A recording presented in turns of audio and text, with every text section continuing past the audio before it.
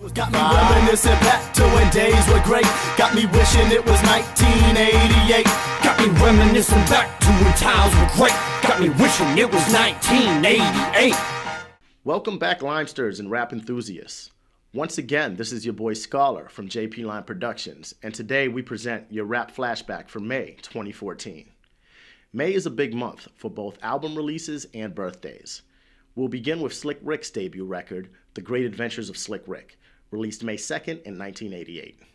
A true staple of a time from roughly 84 to 96 that's widely regarded as the golden age of hip-hop, Great Adventures, upon its release, received a perfect 5 mics from the source.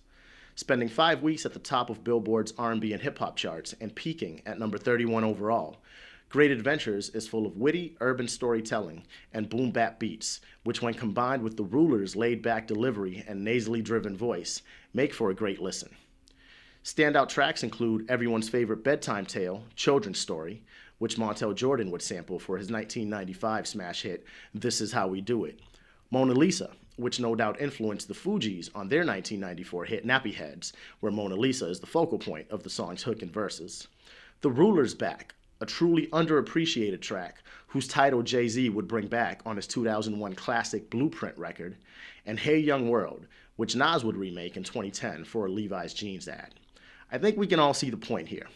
This record is so classic that it's influenced some of the biggest names in hip-hop, both musically and even visually, as evidenced by Nas's album cover for Stillmatic, and even your boy in this shot. Simply put, The Great Adventures of Slick Rick is just that, a great musical adventure experienced through the voice of Slick Rick the Ruler. Moving on, May 16th, 1990 marked the release of Ice Cube's first solo album, a landmark hip-hop social commentary known as Amerikka's Most Wanted. When the album title alone doubles as a political statement, you know you're in for something heavy. After management and money dispute drove Cube's ugly split from NWA, he teamed up with New York-based production team The Bomb Squad, best known for their work with Public Enemy, introduced his own rap crew called The Lynch Mob, and dropped this ferocious album. At this point in hip-hop's evolution, with both Ice-T and NWA well established, gangsta rap was becoming mainstream.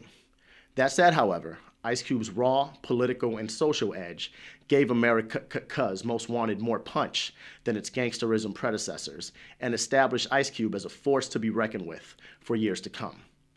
The album peaked at number 19 on the US Billboard charts, 6 on the hip-hop charts, and the title track, Amerikka's Most Wanted, reached number 1 on the US Rap Singles chart. On a personal note, I was 10 years old when this album came out, and I loved it. One of the advantages of being raised by a mom who predominantly speaks Spanish was that I was listening to things I probably shouldn't have been at a very impressionable age. Happy Mother's Day to all the mamas out there, by the way. And thanks, Mom, for not worrying about my musical choices growing up. I love you bunches. My favorite track on Amerikka's Most Wanted at the time was A Gangsta's Fairy Tale. Less a political piece in nature and more a play on fairy tale characters with an urban twist. Lyrics about Cinderella and Snow White fighting over the 7 dwarfs absolutely cracked me up then and still does today. I'm sure a bunch of other kids at the time who probably shouldn't have been listening felt the same way. But hey, I think most of us turned out okay, right? The f*** was that? Yo, don't make me have to bust a cap on you mark-ass busters. Other notable albums released in May are Jaz-O's debut album, Word to the Jazz, featuring a young Jay-Z on May 2nd, 1989, J. Rue the Damage's debut, The Sun Rises in the East, the Beastie Boys' multi-platinum effort, Ill Communication, Heavy D and the Boys' Nothing But Love, and 8-Ball and MJG's On the Outside Looking In, all released on May 24th, 1994. And last but certainly not least, a personal favorite of mine, Boogie Down Productions' second album, By All Means Necessary, which took its name from the famous Malcolm X declaration of By Any Means Necessary on May 31st, 1988. The record features one of KRS-One's greatest tracks, My Philosophy, a song that serves as both a smooth head bobber and a social-political history lesson on urban plight. And if you don't know, now you know, playa. And fittingly, that brings us to birthdays, the most notable of which is May 21st, 1972, the birth date of the late, great Christopher Wallace, a.k.a. the Notorious B.I.G., a.k.a. Biggie Smalls, or just Biggie. Matter of fact, let's just call him the King of New York. Simply put, Biggie's musical legacy, despite only releasing 2 major label albums before his untimely passing in March of 1997, is matched by very few and does indeed transcend the genre of hip-hop. His debut, Ready to Die, is a classic must-have for any true school hip-hop type, and his sophomore release, Life After Death, went diamond. That's right, 10 million plus worldwide, y'all. Rest in peace, Biggie Smalls. The game misses you, but will forever keep your name in the streets. Other May rap babies include Philadelphia-born Meek Mill on May 5th, 1987, Wu-Tang's own Ghostface Killer on May 9th, 1970, Melly Mel, one of the fathers and true pioneers of the game, on May 15th, 1961, the ever-colorful and always hyped Busta Rhymes and Fugees MC and multiple-time Grammy winner Lauryn Hill, a.k.a. L Boogie, were both born on May 20th, 1972. West Coast standouts, MC8 on May 22nd, 1967, and Daz Dillinger of Dog Pound fame on May 25th, 1973. The late, great Lisa Left Eye Lopez was born on May 27th, 1971. One half of the supergroup Outkast, ATL's own Andre 3000, as well as the Lox's lead MC Jadakiss, were born 4 years to the day after Left Eye on May 27th, 1975.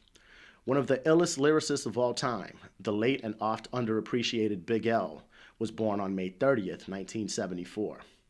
And lastly, one of the kings of rock himself, Darryl McDaniels, better known as DMC, from the legendary Run DMC, was born on May 31st, 1964. Happy birthday salutes to all.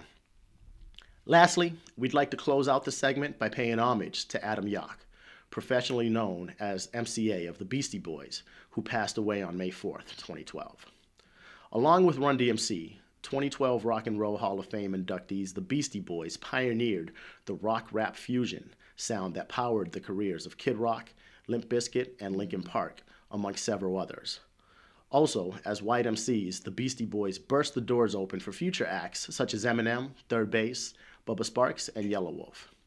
MCA played a major role in these movements, as well as making the Beastie Boys one of the most successful, fun, and memorable bands of all time, reinventing their sound and style as their careers progressed, and winning multiple Grammys along the way. Rest in peace, MCA, your legacy lives on. That wraps up our May 2014 Rap Flashback. Thank you all for watching, and we promise to be back next month to drop some more knowledge on y'all. For my partners, Professor and Spaceman, I am Scholar, signing off. Lime up.